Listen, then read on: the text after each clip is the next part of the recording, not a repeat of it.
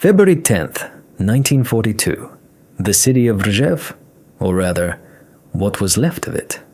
The air temperature was minus 28 degrees Celsius, minus 18 Fahrenheit. Inside the ruins of a stone house on the second floor, the temperature was only slightly higher. It could be felt in every cell of the body, with every breath that turned into a weightless cloud of vapor, instantly dissolving into the icy twilight. 3 figures nearly motionless blended with the shadows. This was Helga, a 42-year-old widow, her 16-year-old son Karl, and her 14-year-old daughter Liesl. For 9 days now, they had been ghosts in their own home. Their eyes, huge and sunken in their emaciated faces, were fixed on the sole source of hope and mortal danger, the window. Or more precisely, the thin film of ice covering the inside of the one remaining pane of glass. Slowly, with the delicacy of a bomb disposal expert, Helga reached out. Her fingers, wrapped in rags, touched the cold surface. Her index fingernail became a chisel. She scraped.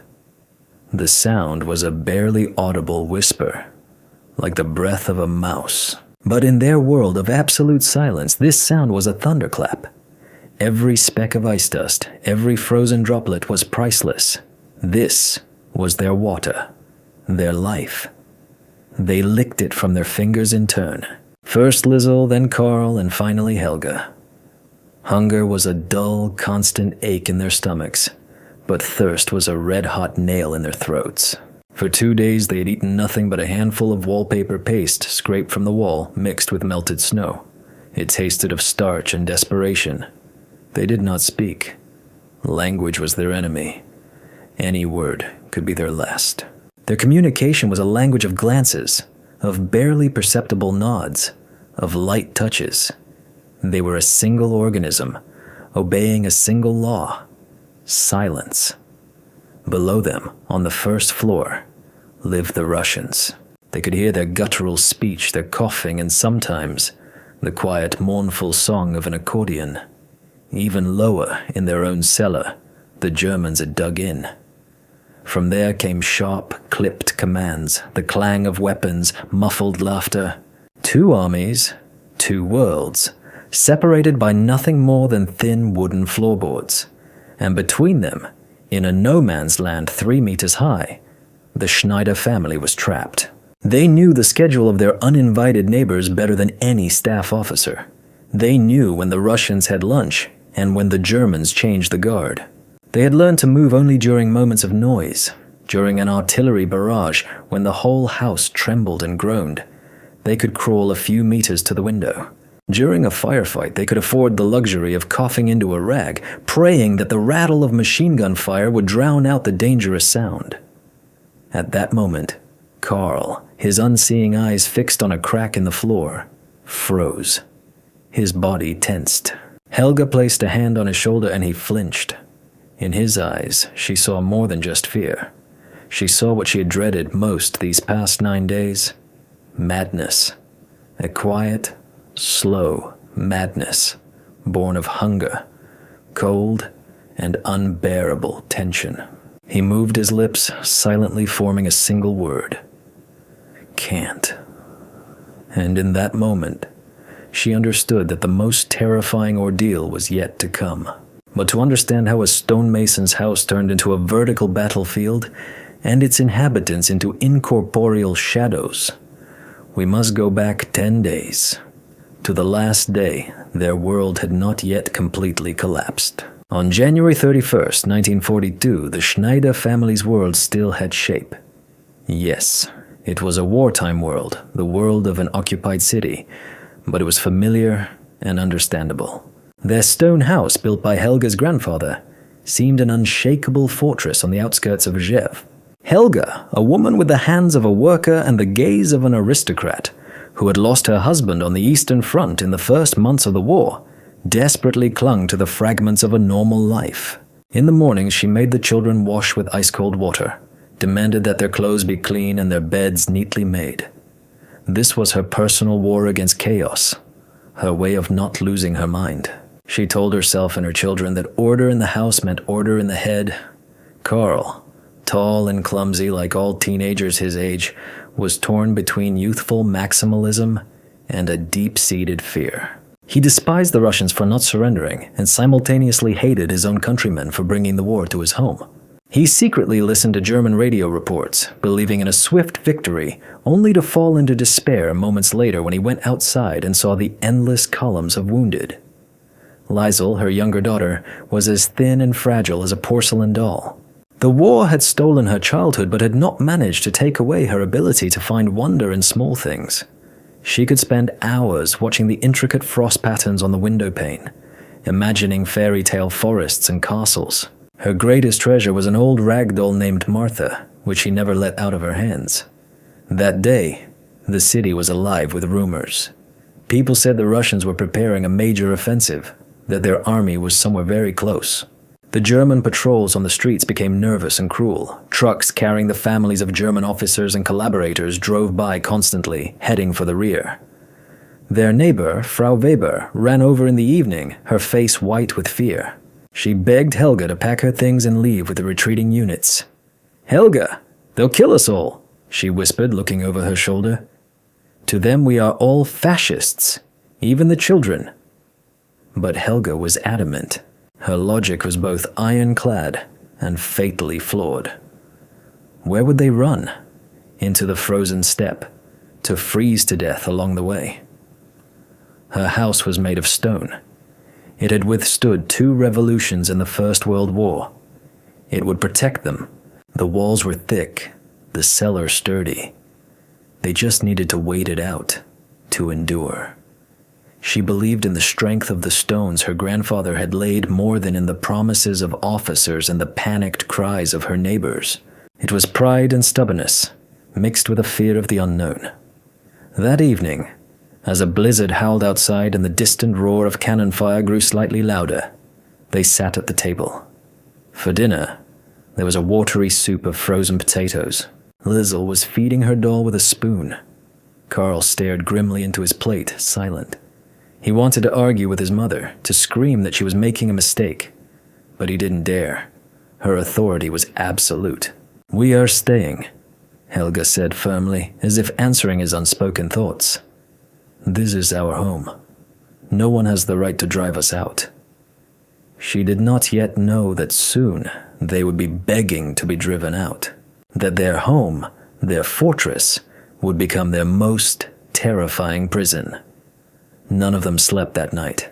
The rumble grew, drawing closer, transforming from an abstract background noise into a real, tangible threat. The window panes trembled, the dishes in the cabinet rattled. It seemed as if the very earth was groaning beneath their feet. Helga sat by Liesl's bed holding her hand. Carl stood at the window, peering into the darkness where a crimson glow was already spreading across the horizon. He did not yet suspect that the sound he would hear in a few hours would not be the roar of distant guns, but the splintering of their own front door, kicked in by a rifle butt. On February 1st at 5 in the morning, the war ceased to be a distant rumble and burst into their home. It all began with a deafening explosion somewhere very close. The house shuddered, like a living creature dealt a mortal wound. The remaining glass in the window frames shattered with a clang. The ceiling in the living room collapsed in a shower of plaster, covering their meager dinner with a layer of white dust. Liesl screamed, a thin, piercing cry. Helga, without wasting a second, grabbed the children and dragged them into the hallway, away from the windows. "To the cellar! Quickly!" she yelled. But her voice was lost in the growing din. The street had become a living hell. The salvos of cannons mixed with machine gun bursts, the crack of rifles, and human screams in 2 languages. It was as if the apocalypse itself had decided to stage its final act on their small patch of earth. They didn't make it to the cellar. The door leading to the entryway exploded into splinters. Figures in white camouflage appeared in the opening. Russians. Their faces were black with soot and fury. One of them, seeing the family petrified with terror, shouted something guttural, waving a hand toward the stairs. He didn't want to waste time on them, or bullets. Helga understood the gesture. It was their only chance. Pushing her stunned children before her, she scrambled up the creaking staircase to the 2nd floor. They had barely reached the bedroom when the sound of gunshots, shattering glass, and dull thuds erupted from below. The first floor of their home had become a battlefield. They huddled in the farthest corner behind a wardrobe. Lizzle was shaking so violently her teeth chattered, clutching her doll. Carl sat with his head in his hands, rocking back and forth as if in a trance. Helga held them both, trying to shield them with her body from the sounds, from the bullets, from the war itself. She heard everything. She heard the Russians set up a firing position by the living room window. She heard their heavy breathing, snippets of phrases. Davai, davai, ammo. And then she heard another sound. A sound from beneath the floor. A muffled scraping and hushed German voices. They had come in through the cellar window. The Germans were below them. The cellar, which was supposed to be their refuge, was now occupied by Wehrmacht soldiers. The battle was not just on the street. The battle was inside their house. A shell struck the roof. Part of the ceiling collapsed, showering them with dust and shrapnel. The room filled with acrid smoke. Through the hole in the roof, they could see a leaden, indifferent sky. And then, as suddenly as it began, the fighting outside subsided. But the silence inside the house was even more terrifying. It was thick with tension, with anticipation, with the breathing of dozens of men ready to kill one another. From the first floor, the moan of a wounded Russian soldier could be heard, and from the cellar, the quiet but distinct click of a bolt being cycled. They were trapped, wedged between two warring forces who didn't even know they existed. Any sound, any rustle, any sigh could attract the attention of both sides, and to both sides, they would be enemies or, at best, unwanted witnesses. Helga looked at her terrified, weeping children, then at the cracks in the floor through which dim light and alien voices seeped, and in that moment, she understood. If they wanted to survive, she would have to become not just their mother, but their jailer and their god. She slowly brought a finger to her lips, looking first into Carl's eyes, then into Lizzle's. It was her first command in their new world, the law of absolute, dead silence. The first 2 days were a hell of shock and anarchy. The realization that their home had become a prison dawned on them slowly and agonizingly. Their world had shrunk to the size of the second floor, to 2 rooms and a hallway cluttered with the debris of furniture and plaster. There were several enemies, and all of them were invisible. The first and most tangible was the cold. It seeped through the shattered windows, through the hole in the roof. It stiffened their movements, made their bodies tremble in uncontrollable shivers. They huddled together, covering themselves with every blanket and coat they could find in the darkness, but it hardly helped. The second enemy was hunger. It began as a light gnawing in the pit of their stomachs, but quickly turned into a genuine torment, a beast clawing at them from the inside. All the food was downstairs, on the first floor, in the kitchen now occupied by Russian soldiers. The thought of a piece of bread, of hot soup, became an obsession, driving them mad. The third enemy was fear, a sticky, all-pervading fear. They flinched at every sound. A floorboard creaked on the first floor. They froze, afraid to breathe. A dull thud from the cellar, and their hearts leaped into their throats. They became experts in the acoustics of their own home. They could distinguish the footsteps of a Russian in Valenki boots from a German in hobnailed boots. They could hear someone sharpening a knife downstairs, someone crying in their sleep. They became ears, and only ears. But the most dangerous enemy turned out to be not the cold, not the hunger, and not even the fear. The most dangerous enemy was themselves, their bodies, their habits, their human nature. On the second day, Liesel had a hysterical fit. She wept silently, her small body convulsing with sobs she desperately tried to muffle by burying her face in her mother's lap. Helga stroked her hair, mouthing the words, "Hush, my darling, hush." Carl was the first to break. He crawled to his mother and hissed like a snake, barely moving his lips. "We have to surrender. To the Germans. Our people are downstairs. They'll help us." His eyes burned with a feverish glint. "They will kill us," Helga replied just as silently. "Either the Russians or the Germans. To them, we're a nuisance." "No!" Karl almost shouted, but caught himself in time. "We can't just sit here and wait to die." He wanted to stand up, to start banging on the floor to get the attention of those in the cellar. Helga had to use force. She grabbed him by the shoulders and shook him, looking into his eyes with such fury and pain that he faltered. She pointed at Lizzle, then back at him. Her gaze said, "If you do this, you will kill us all." And he deflated, once again becoming a frightened boy. In that moment, Helga realized that the old rules, the rules of family, love, and care, no longer applied here. A new law was needed, the law of survival. She gathered them close and, using a language of gestures and whispers quieter than the rustle of falling dust, established a dictatorship. The first rule, no sounds. The second, move only by crawling and only during noise from outside. The third, the toilet was a broken vase in the far corner of the room. The fourth, sleep in shifts, always leaving one person on watch. These were cruel, inhuman rules, but they provided the illusion of control. They transformed them from victims into fighters. But soon, the system began to fail. They ran out of the water they had collected in a carafe just before the assault. Thirst proved to be more terrible than hunger. Their tongues stuck to the roofs of their mouths. A fog filled their heads. Lizzle began to deliriously ask her mother for milk. It seemed it was over. They could survive without food for a week, but without water, no more than 3 or 4 days. Sitting in her corner, Helga stared at the window, where the rays of the meager winter sun played. And suddenly, she noticed it. On the inner side of the glass, where their warm breath met the freezing air, tiny droplets of water were forming, instantly freezing into a thin crust of ice. She stared at this ice, and in her lifeless eyes, a spark of insane, unbelievable hope ignited.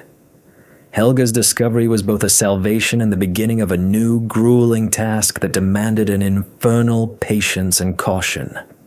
Ice on the glass. Frost on the metal parts of the bed. Melted snow that the wind blew through the hole in the roof, collecting in the hollows of the windowsill. These were their wells, their springs. But obtaining this water was a nearly impossible task. Every movement toward the window was a risk. The floor creaked. Shards of glass and stone crunched underfoot. Any careless sound could be a signal to those below. They developed an entire system. Helga, being the lightest and most cautious, became the water carrier. She would wait. For hours without moving, she sat and waited for the saving sound, and then it would begin. A distant artillery duel, or a firefight on the next street. To the accompaniment of this deadly music, she would begin her slow, agonizing journey. Millimeter by millimeter, she crawled toward the window. Her tool was a shard of a mirror. With this shard, she scraped the precious ice crystals from the glass into her cupped hand.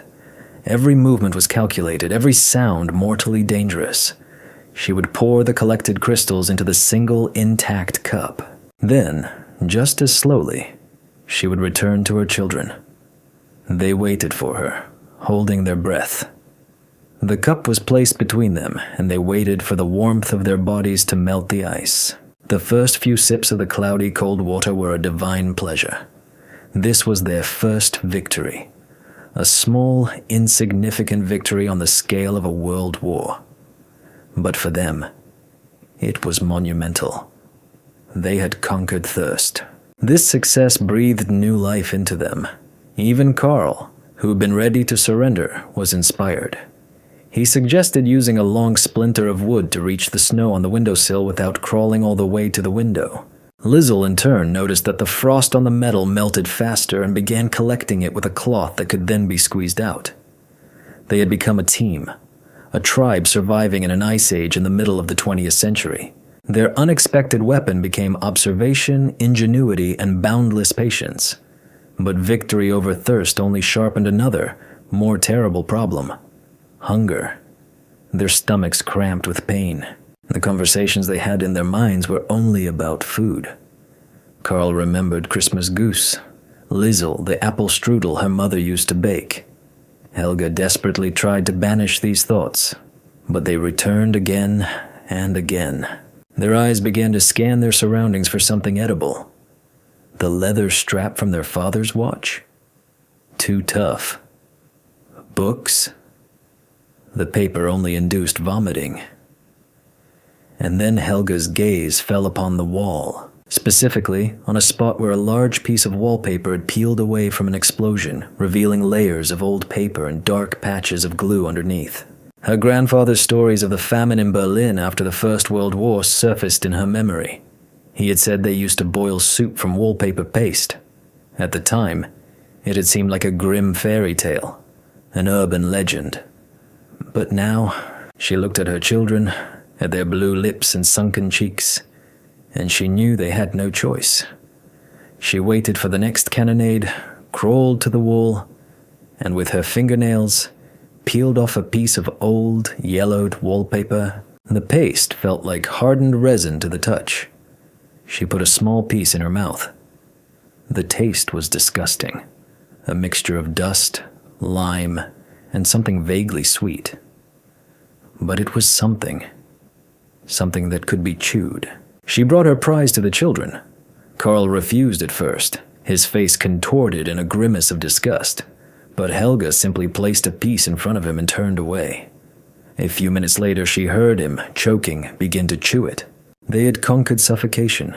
They had conquered thirst. Now they had found a way to trick hunger.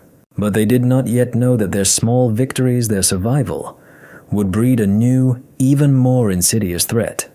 One that would come not from without, but from within. The days merged into one long gray mass, marked not by sunrises and sunsets, but by periods of silence and noise. The Schneider family had created their own microscopic civilization, their empire of silence in the ruins of their own home. Their life was governed by a strict, almost ritualistic schedule. Morning began when the first rays of sun pierced the hole in the roof. This was the time to gather the harvest, ice crystals from the windows. Then came breakfast, a few sips of melted water and a small piece of wallpaper paste, which had to be chewed for a long time to create the illusion of fullness. Day was a time of observation and listening. They had become historians of the lives of the two armies trapped beneath them. They learned to distinguish voices. Downstairs on the first floor there was a Russian they privately nicknamed Grumble. He was constantly complaining about something. There was also the quiet one, who almost never spoke, but often coughed deeply. In the cellar, a stricter discipline reigned. They could distinguish the commanding voice of the Unteroffizier, whom they called the Feldwebel, and the younger voices of his subordinates. They knew their routine. They knew the Russians ate around 1 in the afternoon. A faint smell of shchi or kasha would then waft through the house, making their stomachs clench. They knew the Germans cleaned their weapons at 8 in the evening. The characteristic metallic clang would then rise from the cellar. This knowledge was their armor. They knew when they could afford a little more movement and when they had to freeze and become stone. Helga became the absolute, undisputed leader of this small empire. Her word, expressed with a glance or a gesture, was law. She assigned duties. Carl, being the strongest, was in charge of security. He would lie for hours by a crack in the floor, observing movement on the first floor and reporting any changes with coded signals.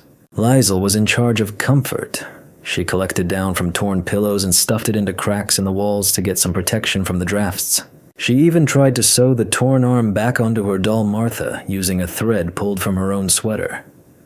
This monotonous, harsh, yet predictable rhythm of life gave them a psychological anchor. It saved them from madness. They were not just trapped. They were fighting. They were working. They had a goal: to survive until the next day. But human nature seemed to take its revenge on them for this unnatural existence. At night, they had nightmares, not of war or death. They dreamed of food. Huge tables groaning with dishes that were impossible to eat. They would wake up from their own moans in a cold sweat, with the bitter taste of disappointment in their mouths. Their bodies began to betray them. From hunger and cold, their hair fell out, their gums bled. But the worst thing happened on the 7th day. Liesl started to cough. At first, it was a light, dry cough that she could suppress, but the illness, fueled by exhaustion, progressed. The coughing grew stronger, the fits more frequent. Each of her coughs echoed like thunder in Helga's and Karl's ears. They would press a pillow, rags, against her mouth. Liesl would turn blue, gasping for air, but they could not let that sound escape.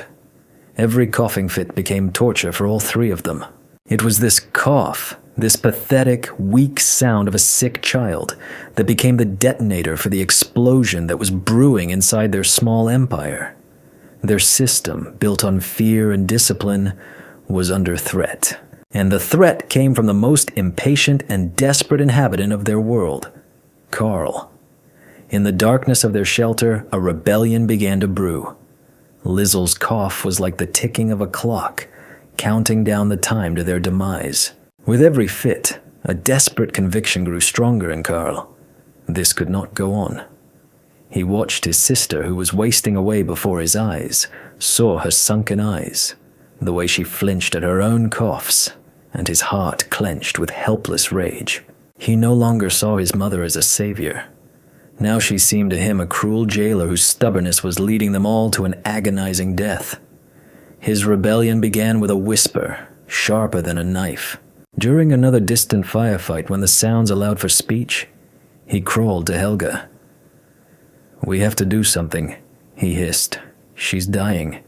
She needs a doctor, warmth, food." "Hush," Helga replied, not looking at him. Her gaze was fixed on Liesl. "We're doing everything we can." "No!" His whisper broke into a strained falsetto. "We're doing nothing! We're hiding like rats! Our soldiers are downstairs! They'll save us!"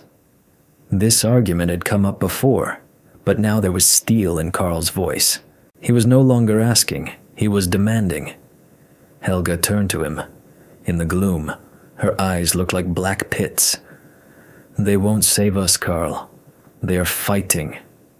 We are nothing to them. An empty space. If the Russians find us, they'll kill us as collaborators. If the Germans find us, best case they'll drive us away. Worst case they'll shoot us so we don't cause problems. There are no our people here. There are only enemies." But her logic shattered against the wall of his desperation. He believed in order, in discipline, in the idea that a German soldier could not abandon a German family in need. It was the last straw his mind was clinging to. The conflict reached its peak on the 9th day. Liesl had a severe coughing fit. She was racked with coughs, and no rags could muffle the sound anymore. The sound, hoarse and barking, seemed to fill the entire universe. And from downstairs from the first floor came an inquisitive voice. One of the Russians said something, and footsteps headed toward the stairs. In that moment, Karl snapped. He pushed his mother aside and lunged for the floor. In his hand was a piece of brick. He was going to knock, to signal the Germans in the cellar, hoping they would react faster than the Russians. It was madness. It was suicide. Helga reacted with the lightning speed of a wild cat protecting her young. She leaped on him, tackling him to the ground. They rolled over the debris in complete silence because the footsteps on the stairs had paused, listening. Helga was weaker, but she was fueled by the fire of maternal instinct. She dug her fingers into his shoulders, pinning him to the floor with all her weight. He struggled to break free, grunting with rage and helplessness. Their eyes met. In his, there was hope and despair. In hers, there was a cold, surgical cruelty and boundless pain. She didn't scream at him, didn't plead. She just stared, and in that gaze was the entire truth of their situation. There is no hope. There is no rescue. There is only the fight for one more hour, one more minute of silence. And Karl broke. His body went limp. the brick falling from his weakened hand. He began to sob silently, his face pressed against the dusty floor. The footsteps on the stairs lingered for a few more seconds, then retreated. The danger had passed. Helga had won. She had defended her law. The rebellion was crushed. But while they were dealing with each other, while all their will was focused on this internal struggle, they didn't hear the other sound. A quiet, almost imperceptible creak of the steps. Someone was coming up after all, slowly, cautiously, as if listening to every rustle. But it wasn't a Russian from the first floor, and it wasn't a German from the cellar. It was someone else. The silence that fell after the rebellion was crushed was thick and heavy, filled with unspoken resentments and despair. Carl lay on the floor, turned to the wall. Helga sat beside Liesel, who was sleeping exhaustedly after her fit, and in that ringing silence they heard it.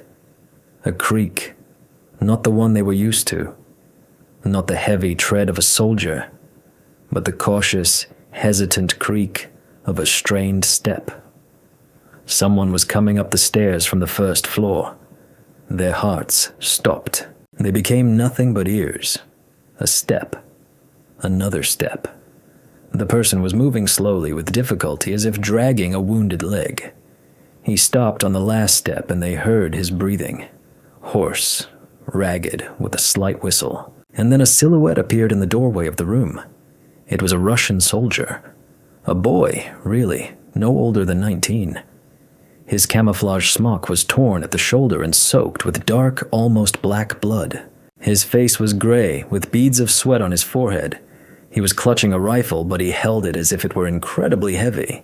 He had likely been wounded during the morning firefight and had been lying low in a corner somewhere, and now, having regained consciousness, was looking for a safer hiding place. Their eyes met. For one endless second, all four of them froze like statues. In his eyes there was astonishment, disbelief, and then fear. He saw them. 3 ghosts emerging from the shadows. He opened his mouth to scream, to call for his comrades, but only a weak croak escaped his chest. He had no strength. He staggered, leaned against the doorframe, and slowly began to sink to the floor. The rifle fell beside him with a dull thud. A moment of absolute crystalline horror descended. The Schneider family faced a choice you wouldn't wish on your worst enemy. Their secret was out. This soldier, even if he died now, might have already drawn attention. If he came to and screamed, the Russians would find them. If they found him dead on their floor, they would still find them. Carl looked at his mother, then at the rifle lying nearby, then at the wounded man. In his gaze, Helga read a terrible decision. Kill him. Right now. Quietly. Strangle him. Or hit him with something heavy. So he wouldn't have time to betray them. It was logical. It was the right thing to do from a survival standpoint. Cruel, but necessary. The surgical cruelty she herself had considered. But Helga looked at the boy lying on the floor. He was only a few years older than her own son. His lips were white, his breathing barely audible. He wasn't an enemy. He was just a dying human being. And in that moment, something more ancient than the instinct for self-preservation spoke within her. The mother, the widow, the human being spoke. She couldn't do it. She couldn't kill a child, even if he wore an enemy uniform. She made a different decision. An insane one. A suicidal one. She decided to help him. She shook her head, answering Carl's unspoken question. Then, gesturing for him and Liesel, who had woken from the noise to stay put, she slowly crawled toward the wounded man. He looked at her with clouded, uncomprehending eyes. She took the cup with their precious water, their entire supply for the day, and brought it to his lips. He drank greedily, with difficulty, taking a few sips. Then she took the cleanest rag she could find and gently dabbed his shoulder wound. The bleeding had almost stopped. He was weak from blood loss and possibly infection. Carl stared at her as if she were mad. Lizzle, with a mixture of admiration and fear. They had broken the main law of their empire. They hadn't just made a sound. They had made contact with the enemy, helped him. This was the highest form of treason against their own survival. After drinking the water, the soldier lapsed into unconsciousness. His breathing evened out. He was sleeping. They sat over him, 3 shadows over a 4th, not knowing what to do next. And at that moment, when it seemed the situation had reached the peak of absurdity, an animated chatter rose from the cellar below. The voices were excited. The Germans were preparing for something. And the Russian soldier lying on the floor suddenly stirred in his sleep and groaned something in his own language. Indistinct, but audible. The 10th day of their confinement began with a roar. But it was not the familiar distant rumble of artillery. It was a roar and a grinding that shook the very foundations of their house. A new, massive Soviet assault had begun, and their street, their house, was at its very epicenter. Shells exploded so close it felt as if they were hitting the walls directly. The house trembled as if in a fever. Plaster rained from the ceiling, and a deafening boom filled the room, making their ears ring. In this chaos of sound, their personal tragedy with the wounded soldier faded into the background. Now, survival depended not on silence, but on simple, blind luck. The wounded Russian regained consciousness from the din. He sat up, looking around wildly. When he saw Helga and the children, he showed no surprise. The war had taken up all the space, pushing everything else out. They were in the same boat, 4 people trapped in a stone box that an impersonal force was trying to wipe off the face of the earth. The battle began inside the house as well. From the first floor came frequent gunshots and cries of "Ura!" From the cellar came short, angry bursts from submachine guns. Their home, their vertical battlefield, had become a fiery sandwich. Bullets tore through the wooden floors and ceilings. One of them ricocheted off a wall with a whine inches from Liesel's head. They lay on the floor, pressing themselves into it, trying to become as flat as possible. And then, the worst happened. A direct hit. Time seemed to slow down.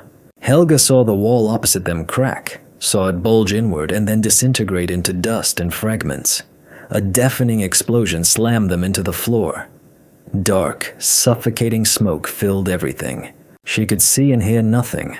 A thin, high-pitched ringing filled her ears. She lost consciousness. She awoke to cold and pain throughout her body. She was lying on something hard and uneven. Slowly opening her eyes, she saw the sky above her. A gray, smoky sky, but a sky nonetheless. Almost nothing was left of their second floor. The roof and part of the walls had been destroyed. She was lying on the remains of the floor, among beams and piles of bricks. She moved. She seemed to be in one piece. She began to look for the children. "Karl! Liesel!" she called hoarsely, using her voice for the first time in 10 days. And they answered. They were alive, miraculously. Karl had escaped with bruises, Liesel with a deep scratch on her cheek. They crawled out from under the debris and huddled together, trembling with shock and cold. The wounded Russian soldier was nowhere to be seen. He had likely been buried in the collapse. The battle gradually subsided, moving somewhere deeper into the city. In the ensuing silence, they heard voices. Soviet soldiers were clearing the rubble on the first floor. They were found a few minutes later. 2 soldiers in scorched padded jackets saw them sitting on the ruins of their own life and froze in astonishment. "Look, Fritzes," said one. "Where'd they come from?" the other wondered. To them, they were just Germans, inhabitants of an enemy city. Enemies. A young lieutenant with a bandaged head approached them. His gaze was weary and hard. "Who are you?" he asked curtly. Helga tried to explain. Stumbling over her words, she told him they were civilians, that they had been trapped here for 10 days between 2 armies. She told him about the silence, the hunger, about the wounded soldier they had tried to help. The lieutenant listened, but his eyes remained empty and indifferent. He had seen hundreds of such stories. He had seen death, blood, destruction. The story of some German family did not interest him. "You're all innocent here," he sneered. "And then our prisoners die of starvation in your vegetable gardens." He waved a hand to the soldiers. "Take them away. To the collection point for civilians. They'll sort it out there." They were pulled to their feet and led away from what, just a few minutes ago, had been their home. Their unique, incredible story of survival was of no interest to anyone. Their rescue was stripped of all euphoria. It was simply a transfer from one prison to another. As they were led down the ruined street, Carl glanced back at the ruins. There was no relief in his eyes, only emptiness. He understood what his mother had realized much earlier. In this war, there were no allies for them. They were just dust under the boots of armies, strangers to everyone. Their ordeal, their 10 days of hell, lay buried under the rubble of their own home. The subsequent fate of the Schneider family was lost in the bloody chaos of the war and the post-war turmoil, just as the fates of millions of others were lost. They were not shot, they were not tortured. They were simply reduced to a line in a report to the status of displaced persons. They went through a filtration camp where Helga tried several more times to tell her story, only to be met with disbelief or indifference. An investigator from Smersh, a Soviet counterintelligence agency, a weary man with dead eyes, listened to her and wrote in the protocol. According to the detainee, she hid for 10 days in her own house, which was occupied by units of the Red Army and the Wehrmacht. He didn't believe a single word, considering it a clumsy attempt to exonerate herself. The story was too incredible, too cinematic for the dry logic of war. After the war, like many other German residents, they were deported to Germany, to the Soviet occupation zone. They had survived, physically, but what they had endured in that house stayed with them forever. They had won their small war but lost in the collision with the larger world. Carl never managed to recover. He grew into a sullen, silent man. He had a panic-stricken fear of silence. The radio was always on in his house. Music was always playing. Any pause in the sound would transport him back to that dusty second-floor room where every creak of a floorboard could cost a life. He often woke up at night from his own screams. He could not forgive his mother for her cruel truth, nor could he forgive himself for his desire to surrender. He died in 1973 from a heart attack. He was only 47 years old. Lisa lived a long life. She married, had children, became a school teacher, but the shadow of the war never left her. She developed a severe form of claustrophobia. She couldn't be in small, enclosed spaces. She never told her children or grandchildren what had happened to her. But sometimes, when she was sick and started to cough, a primal animal terror would appear in her eyes, and she would instinctively cover her mouth with her hand. And Helga lived to be 92. She outlived her children, outlived her enemies, outlived the very memory of that war. She became a quiet, withered old woman with incredibly clear and deep eyes. She never again told her story to anyone. She understood that no one needed her truth. The world wanted to hear about heroes and villains, about victories and defeats, and her story was about something else, about silence, about hunger, about how a person can become a ghost in order to survive. She was buried in a small cemetery near Dresden. Her gravestone bears no mention of Rzhev, just the name and dates of life. But as the locals say, sometimes at night when a strong wind blows, a barely audible whisper like the rustling of dry leaves can be heard from her grave. Some say it's just the wind. Others believe it's old Helga, finally able to speak without fear of being heard. Official history, as always, is sparse and indifferent to details. In military archives, one can find a mention that a stone house on the outskirts of Rzhev, which held strategic importance, was partially damaged during the fighting on February 1st and finally destroyed on February 10th, 1942. The casualty reports on both sides list dozens of names. There's no mention of civilians trapped inside, nor could there be. Their feat was not recorded, their suffering did not make it into any report. From the perspective of grand history, the Schneider family simply did not exist on the second floor of that house. But human history lives by different laws. It seeps through the dry lines of orders, it lives in omissions, in rumors, in soldiers' tales whispered around a campfire. Among the few veterans who fought in that hell, which would later be called the Rzhev meat grinder, a strange legend circulated. It was said that in one cursed house, where the Russians held the first floor and the Germans were in the cellar, ghosts lived on the second floor. Soldiers from both sides, standing guard in the house, would sometimes hear strange rustles, quiet weeping, and a barely discernible cough from upstairs. At first they thought it was rats or the wind, but the sounds were too human. The house was considered unlucky. It always saw the heaviest losses. Superstitious soldiers said that the souls of the murdered inhabitants could not find peace. No one could have imagined that these ghosts were living people of flesh and blood, fighting their own, most terrifying and silent battle of the war. The story of the Schneider family turned into a legend, a myth of silent spirits trapped between two fires, and perhaps this is the most just form of memory. After all, they were ghosts.